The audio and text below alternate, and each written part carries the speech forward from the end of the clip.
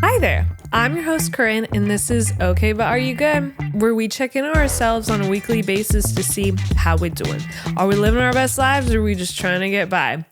This week, it's been a good one. I'm going to stay on this train as far as it will take me. And, things haven't been perfect, but I've learned to manage my surroundings and focused on what I can control. And that kind of goes into today's episode. Have you ever had a moment where you've replayed a conversation in your head, thought, should I have said that? Should I have reacted differently? You keep spiraling, trying to figure out how to read the other person's mind and thinking about what could you have done to make this better. And before you know it, you've taken other people's reactions and made it your problem. This episode is for that moment. The one where you start thinking about, what did I do wrong? When in reality, it's not even about you. Today, we're talking about letting go of what we can't control and not letting someone else control your peace. Here's the thing. When you care about other people, it's natural to want things to be okay. You want to be liked, you want to be seen, you want to be understood, you want to feel that love. So when someone reacts weirdly or pulls away, your brain immediately goes to, what did I do wrong?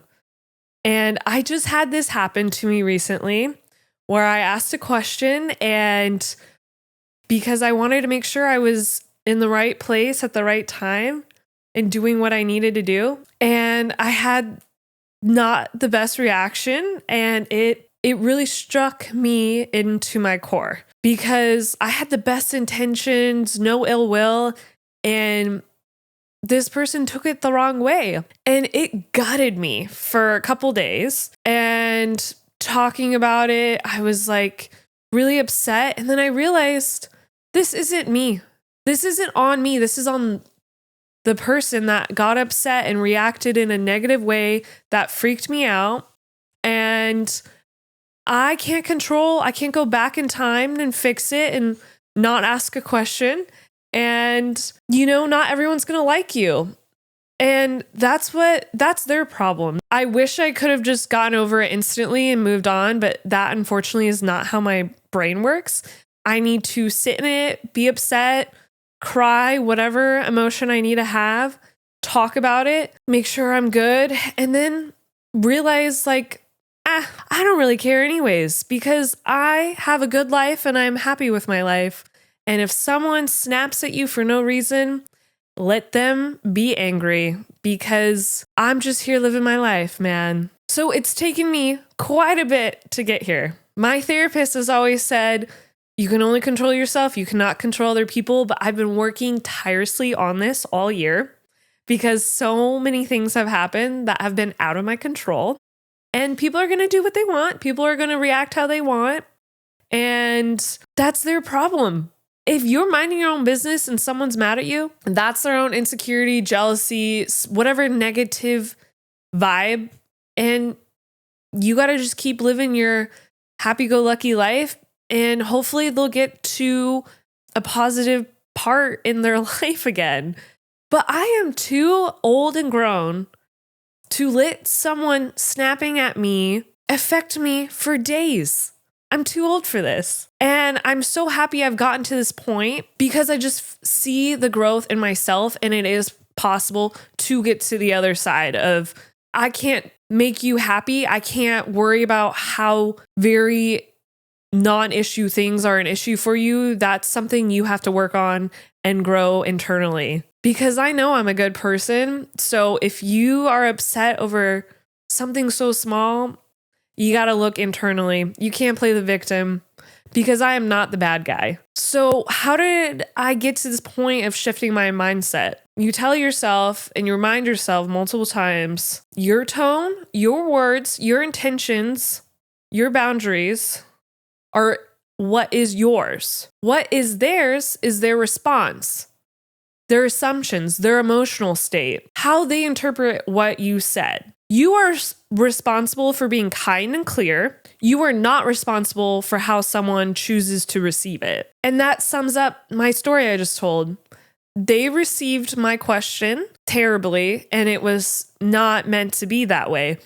but that is not my problem. I can apologize for delivery, for miscommunication, and I can care without caring. And that's where I've gotten to today. Because when you take on other people's reactions, it's exhausting.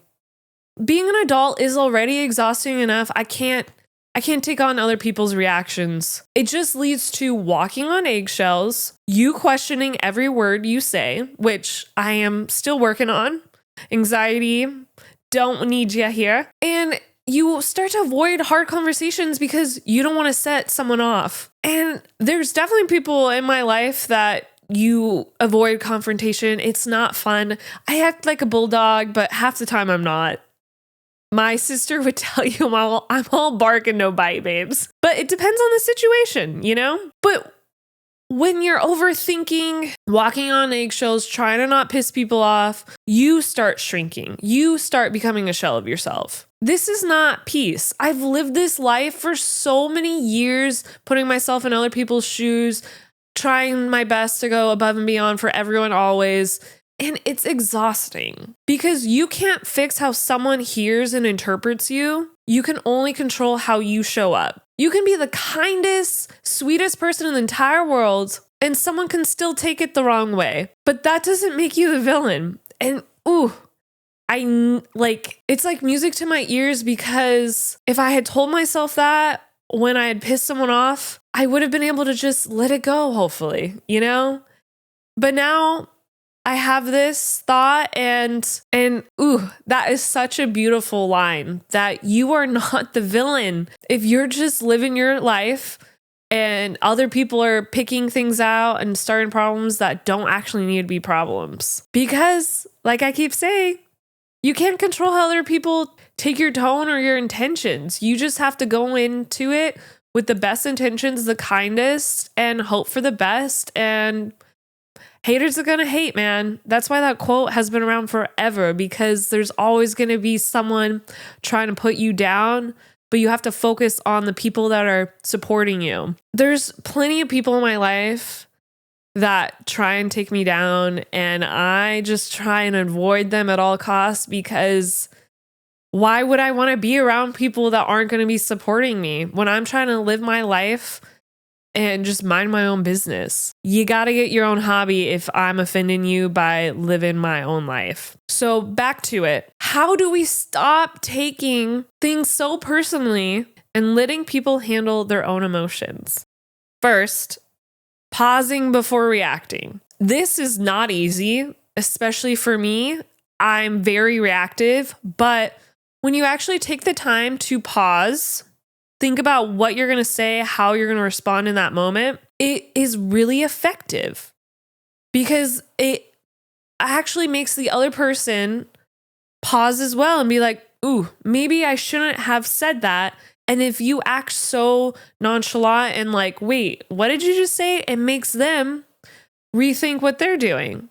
So let's take a breather. It's that classic saying, think before you speak. So it's the same. Pause before you're reacting. Second, you're going to remind yourself this next statement. Their reaction is data, not a reflection of my worth. It's just information. It's just a reaction. And you don't need to make it mean more than it really is. Sometimes people just can't control what they're saying depending on the environment. And sometimes people just say things to hear their own voice, you know? So let them be, because not making a bigger deal of things in your reaction and your response actually makes them take a moment, hopefully, and think about it. Think about how their response or reaction affects not only you, but themselves. And not making something mean more than it really does, that is giving you your own power, your own self-worth back. And like, it's given a boundary, and we love boundaries here. Third is to let go of needing closure. You are not always going to get closure.